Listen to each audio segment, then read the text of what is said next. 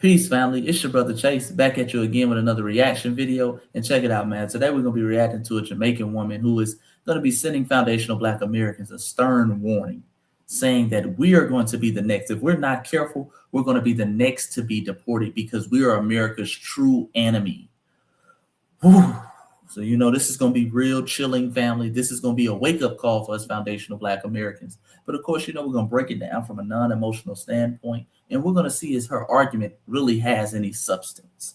You dig? But before we do all that, make sure you like the video, you subscribe to the channel, you hit that bell icon, and go get your copy of my newest book, When Black Americans Stopped Singing and Started Swinging, Volume 1 on Amazon right now. And leave a review if you already have it. Please take a quick second before you get into the video, leave a 5-star review on the book. That helps to spread the word.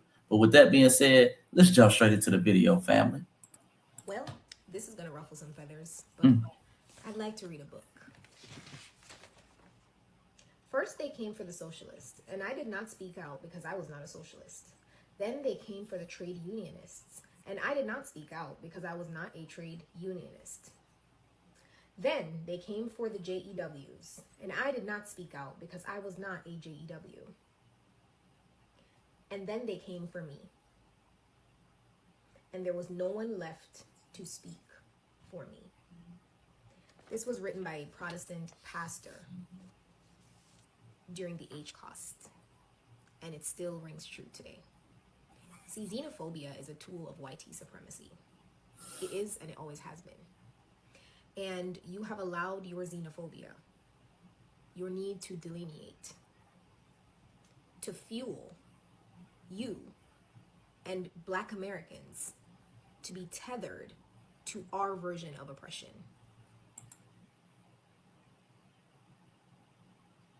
Family, what the hell is this woman talking about?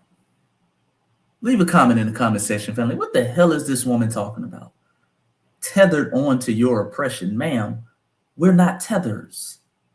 We are foundational Black Americans. We didn't run to another land and work to undermine the Native people who built the land. We could never be that.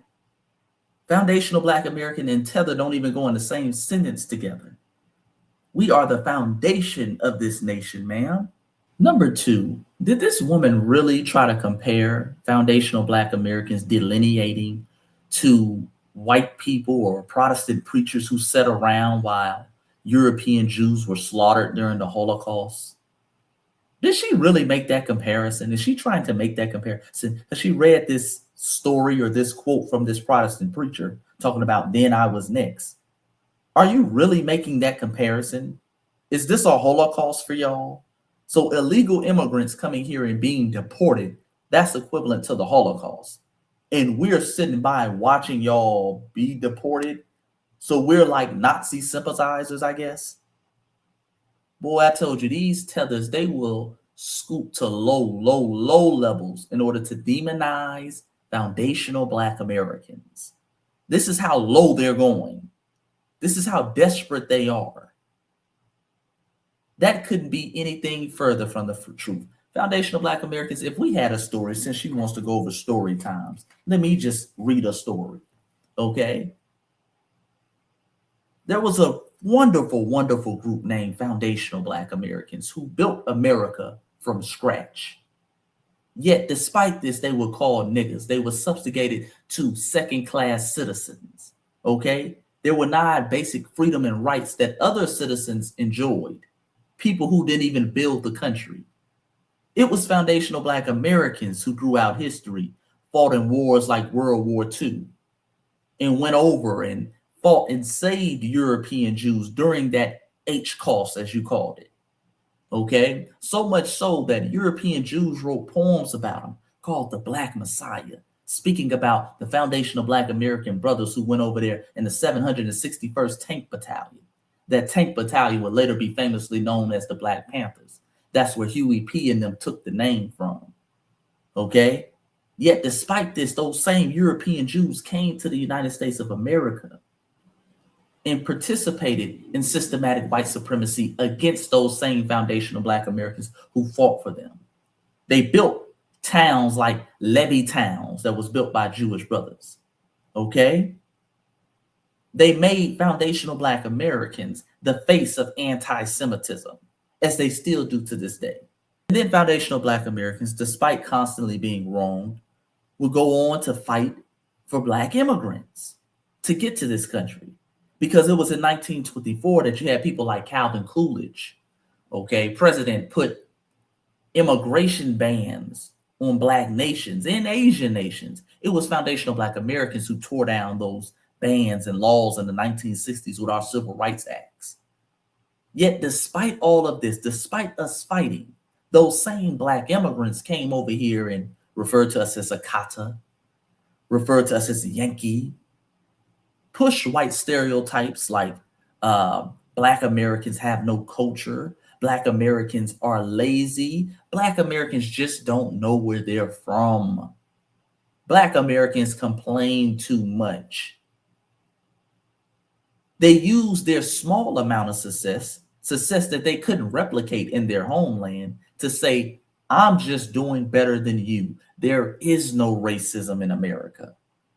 They told us this for years, not all, but a significant amount. So foundational Black Americans, after decades and centuries of mistreatment, said, hey, you know what? We're going to look out for us. We're going to delineate. We're going to delineate.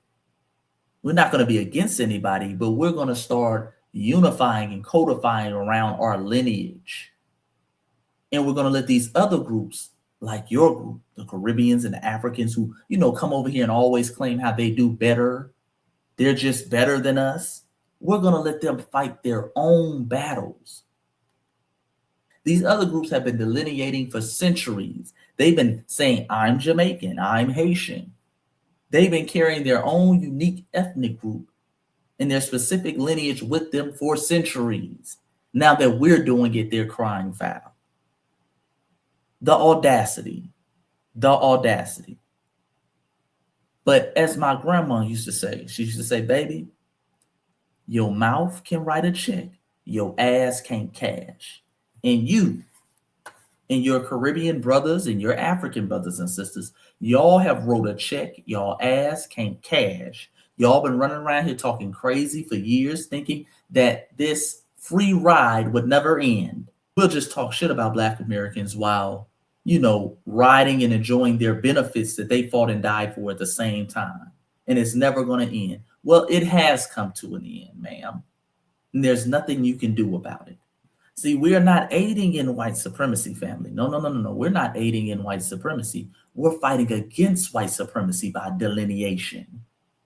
See, white supremacists have used tethers that are from her class in the Caribbean and Africa and other places as skin folk in order to infiltrate whatever movement we got going. So whenever we're fighting for something like reparations, they'll put the Byron Donalds, who's Caribbean and South American. They'll put him in the mix as a skin folk and have him speaking and talking down on things that are best for foundational Black Americans. All right? They'll put a Barack Obama. They'll put a Kamala Harris. But see, we're taking the deception out of it. We're delineating and we're asking pivotal questions like, where's your family from? And it's ironic, that's the same question they have bombarded us with for decades. Where are you really from? We just taking a page out of y'all book. Where is your family from, ma'am? We're asking key questions when you come up to us talking crazy, and they don't like it. So don't let these folks trick you. Don't let them fool you with the small talk, family. But let's continue. This is not an aha moment. This is not an I told you so moment. This is deeply terrifying. For who, ma'am? We're not terrified of ICE. Foundational Black Americans, put in the comments section, are you terrified of ICE? Because while there is a country for me to be deported back to, this hate and hatred for immigrants, oh Lord, that has distracted you into forgetting that you have always been their true enemy, is what has led to them now having a tool to displace and disenfranchise even more Black Americans. Please understand that. Oh, stop it, ma'am. Please stop it. When people start that you're being used as a tool, our lineage is a tool now, And it's ironic when we identify with our specific lineage and our heritage, it's a tool given to us by the CIA. But they'll sit up here and call themselves Jamaican. They'll acknowledge their unique lineage. They'll sit up here and wave their Haitian flag. They'll sit up here and wave their Nigerian flag and talk about their Nigerian people and their culture and their ancestry. And it's never a tool by the CIA then. When they delineate, when they have their unique ethnic group, the moment we celebrate our unique heritage that doesn't apply to them, it's a tool. It's a tool by white supremacy. No. Again, this is not a tool by white supremacy. This is one of the most beautiful things we've ever done, and it fights directly against systematic white supremacy. Systematic white supremacy, family, made us one big Negro. That's what white people did. They said, hey, man, you all have the same skin tone. You all have some curly, kinky hair. You all niggas. White supremacy does that. White supremacy takes the uniqueness out of it and puts you in broad and ambiguous categories. Okay? Put us in a broad and ambiguous categories. We made a power move, family. We said, no. Power is the ability to identify yourself first and foremost. We're identifying ourselves from now on. We're foundational Black Americans. We're not going to let white people choose it. We ain't going to let the so-called African diaspora choose it. We are foundational Black Americans because we're the very foundation of this nation that predates this nation. That was a power move. And a lot of the flunkies, they're squirming. They're trying to figure out a way around it. They can't even remix it. Okay? You are using a tool. Foundational Black American is a tool of Black empowerment. It's a tool of Black empowerment, family. Bottom line. That's why the flunkies, they're squirming. That's why the Democrats can't win a damn election. Because of you, family.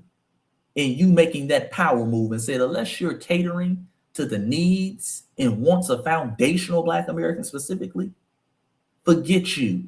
I'm going to do my own thing. And they're crashing and burning. They're scrambling. They're scrambling, family. So don't let folks like this confuse you. No. Don't let folks like this confuse you. Let's continue. Look at the cities that are being hit. These are not cities that have a high Black immigrant population. These are Black American cities.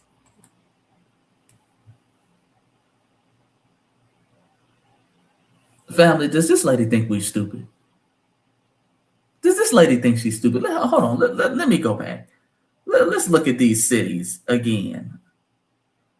She put up states. Okay, she put up states. Now it's showing, I guess, where Black immigrants are mostly located in the United States. Okay. Now let's look at this list. She's got New York, Florida, Texas, New Jersey, Maryland. Ma'am, do you think we're stupid? There are hella Black immigrants in these cities. Hella Black immigrants in these cities. Is she trying to trick us into thinking, oh, they're in that city. They're taking foundational Black Americans too? No, ma'am. No, ma'am. They're not. They're coming after you. These are immigrant cities. Remember? And why I say remember, because remember, a lot of these folks, especially up north in places like New York, they're always bragging about how they're running New York and they control New York. Hold on, let me bring up some receipts. Remember, we reacted to this chick a couple months ago. She went viral, started big controversy online. Listen to this. All the transplants. And she's Caribbean, calling us a transplant as foundational Black Americans. If you're FBA living in New York, you're a transplant, according to this Caribbean chick. Listen to it. Leave New York City. It's no reason why y'all are complaining about Caribbean music being played when Jamaican, Haitians, and Trini run majority of this city. Nasty work, family. Okay, they've been up there popping big shit.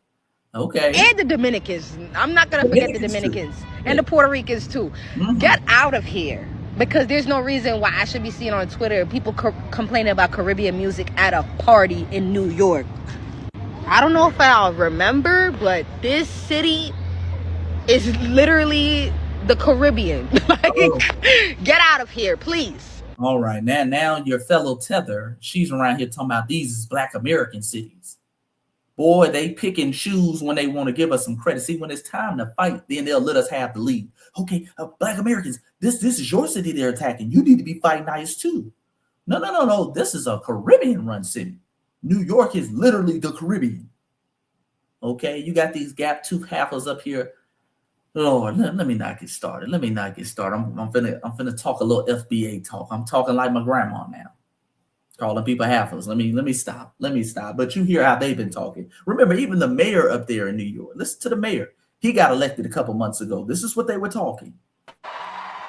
New York will remain a city of immigrants, a city built by immigrants, powered by immigrants. And as of tonight, led by an immigrant. Lord. Okay, this is what they've been up there talking. This city was run, built, and led by immigrants until ICE show up. Then, hey, Black Americans, this your city. See, we're the warrior class and everybody knows it. When it's time to fight, when it's time to get something done, call on them FBAs. But we see the trick bag for what it is now. See, the disrespect has gone on too long. Like I said earlier, y'all mouse have wrote a check that your ass can't cash. All that shit y'all been talking, it's time to step up and back it up. Back it up. Don't call on us. Keep that same energy. We don't have immigration problems as foundational Black Americans. Okay? We ain't worried about ICE. You dig? Don't let these folks trick you out your position, family. We're good. But let's continue. Wake up. They simply use your hate for us to distract you while they created this perfect weapon to use against you. And you help them. Please understand that. And family, again, understand all that. You hate us. You're xenophobic. These are gaslighting tactics. This is something they're trying to motivate us to fight for them. You dig? Oh, if you don't fight for us as foundational Black Americans, then we're going to say you're hateful and xenophobic and you're divisive. Well, okay, do that. In what? Learn to say, so what, family? What are they going to do? Oh, you're not going to be our friend anymore? Okay, cool. Like they're holding something over our head. Oh, I'm just going to keep saying that you divisive. I'm just going to keep saying you next. So what? So what? You can call us every name in the book. We know who we are. We're foundational Black Americans. And if you haven't gotten the hint yet, Tethers, we're not allowing you to define who we are anymore. We're not going to allow you to write the narrative. And that goes for Black immigrants. It goes for white immigrants. It goes for Latino immigrants, white people, whoever. Okay? We're not allowing you to define or write our story anymore. It don't matter how much you kick and scream about it. It is what it is. It's your brother Chase, family. I hope you enjoyed the video. Make sure you like the video, subscribe to the channel, hit that comment section down below, and tell me your opinion, tell me your thoughts, tell me what you think. And please, please, please, please, please go get my newest book, When Black Americans Stop Singing and Start Swinging, and understand how rooted in this country you truly are. Until next time, family, you know what it is, man. Peace and Black power. I'm out.